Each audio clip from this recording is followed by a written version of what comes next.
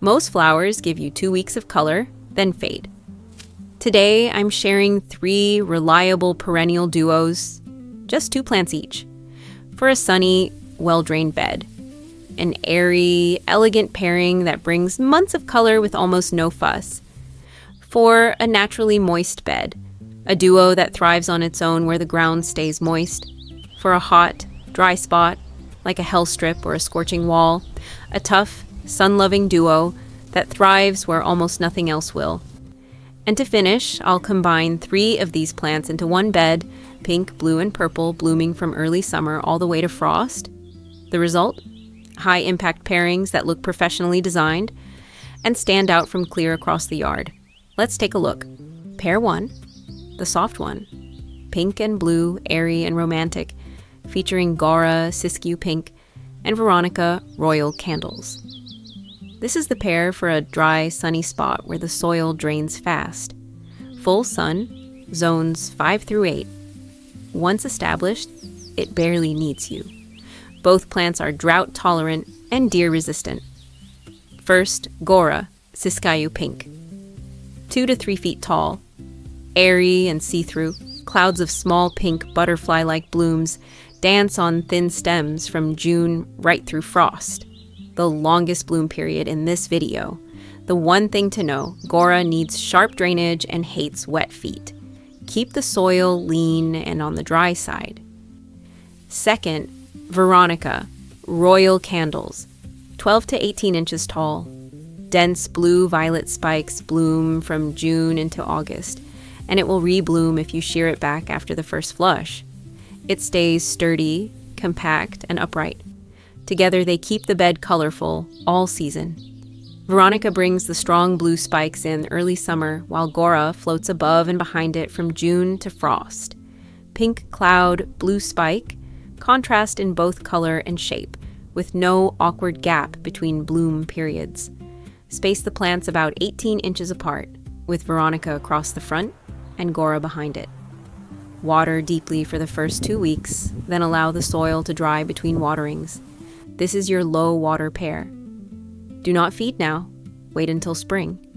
Shear the Veronica after its first flush to encourage more flowers. Leave both plants standing through winter, then cut them back in early spring.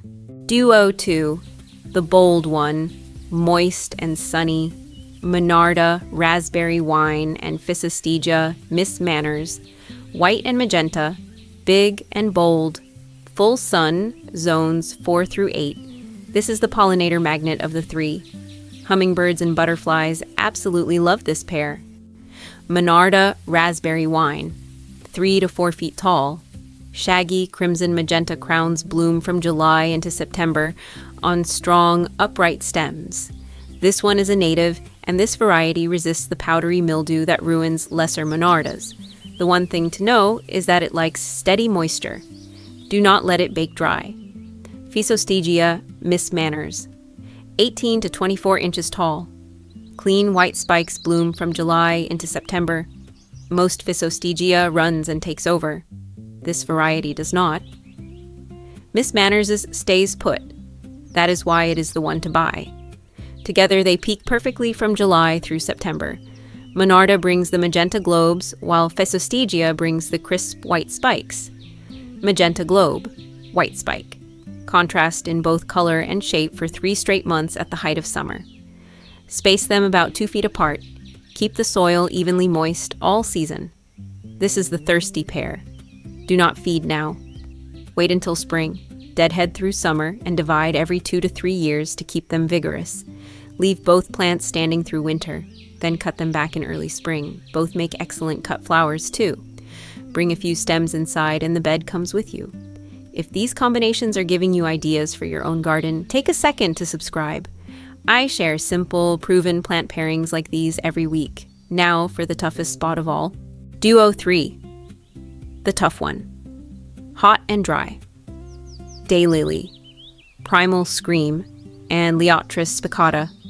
Orange and purple, complementary colors that really make each other pop. Full sun, zones 4 through 8. This is the pair for a hot, open, sun-baked spot with well-drained soil, the kind of place where lawn struggles. And once established, it asks very little of you. Daylily primal scream. Cheerful tangerine orange blooms, 7 inches across, on tall, strong scapes. It's an extended bloomer.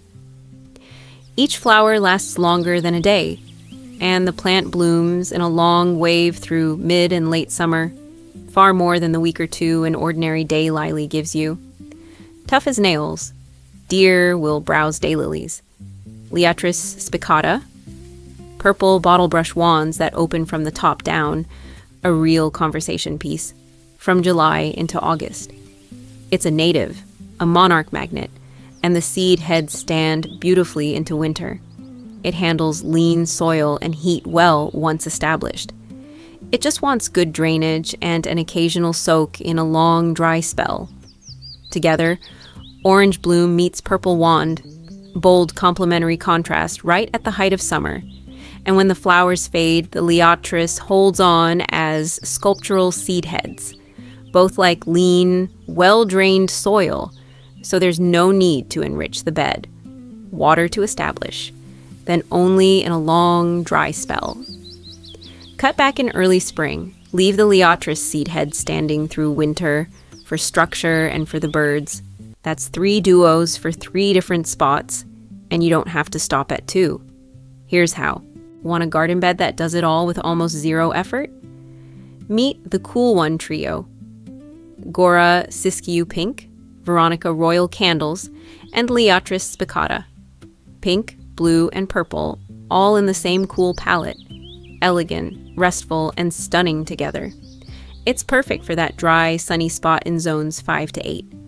All 3 are drought-tolerant, deer-resistant, and once established, they barely need you. Here's why they work. Veronica opens first, low in front, with strong blue spikes in early summer. Liatris follows in midsummer, rising tall and narrow at the back with fuzzy purple plumes. And Gaura floats through all of it, from June to frost, an airy cloud of pink that never stops dancing. 2 kinds of vertical spikes, one soft pink haze between them. Perfect contrast in color, height, and texture, with no gap in bloom. Care is simple.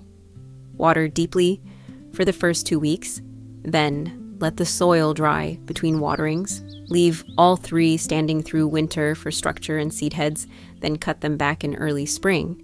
So tell me in the comments, which spot in your garden are you transforming first? The dry one, the moist one, or that impossible hot corner? And if you want months of color instead of weeks, subscribe. There's a new spot solved every week. Pick yours.